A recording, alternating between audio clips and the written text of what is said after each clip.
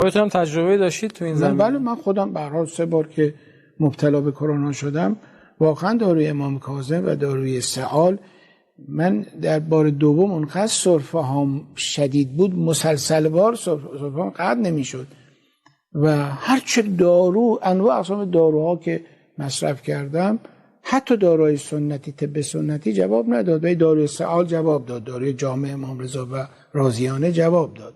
3 شب مصرف کردیم و در واقع کاملا قطع شد. و جالبشون بگم، هر کدوم از دوستانی که مثلا مشکل ریوی داره، شیمیایی، یا مثلا حالا به علل عواملی مشکل ریه داره، من همین داروی سعال رو توصیه کردم و تقریبا تمام موارد جواب داده.